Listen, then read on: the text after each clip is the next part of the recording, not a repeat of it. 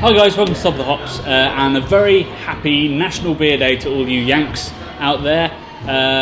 The British actually had a National Beer Day, that was yesterday. They put it on a Monday, God knows why. Tuesday's not a lot better, but at least we have an upload on that day, so I was able to do a video for it. I'm here at Smokehouse, one of my favourite restaurants. It's an absolute meat emporium, but more importantly, it's a beer emporium. And these guys really know how to match up their meat and their beer, which is one of the most important skills I think any man can learn. I've got a collaboration brew. This beer is a collaboration between Bear Republic of California. One of my favourite beers comes from them, and that's Racer 5. Really malty. It's kind of what people dismissively call a malt bomb, but it's got so much hop to it. It's a really well balanced beer. It's just got to have a lot of malt because it's 7.2, I think it is. They've done a collaboration with some people that we've done lots of videos with, and that is Fourpure. They have a brilliant Pilsner that comes in a can. I love that. And they also did a great Saison, which went into Michel Roux Jr.'s restaurant, and we did a video on that. You can click down there to see that. Sorry about the sound quality. So without further ado, the beer is called Transatlantic Overdrive. I've had it before. It is very much in the vein of Bear Republic. It's 6.8%, which is pretty strong for a British IPA. It's obviously not the perfect sniffing vessel, but yeah, so the first thing you get is lots of crystally malt, sweet, sort of deep sugar kind of thing, but then there's loads of pine, loads of sort of proper pine needles like Christmas tree, and then yeah, a lovely bit of lemon, a little bit of mango. That's not the overriding thing. Also smells super fresh, like you've just opened a bag of hops, which is pretty much my favourite smell in the world now. It's been very Belgian sour on the channel of late, so I thought I'd go for a big hoppy palate smasher, and that's what I think I've got here.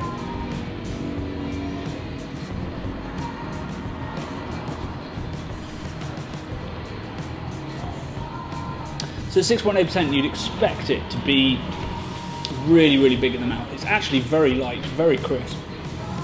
The finish is particularly quick, but you're left with like a sticky, residual kind of sugar thing in your mouth, which is really delicious and makes you want another swig. But those hops come right through.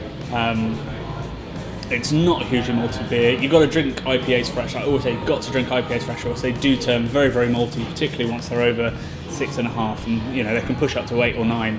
And you've got to drink those while the hops are still there, because they fade in the bottle. It's a delicious beer. You get that very, very clean kind of flavour that Fourpure are so good at, that makes their pale good and their Pilsner obviously brilliant, because Pilsners have to be ultra clean. It's like the ultimate test in a brewer's ability to brew a clean beer with no off flavours, because there's just nowhere to hide in the Pilsner. The Fourpure IPA is a little bit more Britishy than that, although it's inspired by the West Coast, and so it's really good to see Fourpure sort of throwing caution to the wind, shoving a load of malt in, shoving a load of hops in. And Bear Republic, I thank you for having that kind of influence. It's a wonderful thing. So happy National Beer Day to all you Yanks. Happy National Beer Day to all of the Brits for yesterday. And there's a couple of other people that celebrate National Beer Day, but it's nowhere near them. But cheers to you. So I'm going to do something I've never done on Top of the Hops. I'm going to re-review a beer, because what I didn't realise was there was something very unusual about that beer, and as I got further down through that pint after I finished filming, I found something very, very unusual. There was kind of a medicinal, kind of herbal thing that I didn't recognise after 2 or 3 gulps, but 3 or 4 gulps in, it was very, very evident. And I got chatting to the barman, and he told me that there's actually an experimental hop, 2 experimental hops, no less, in there.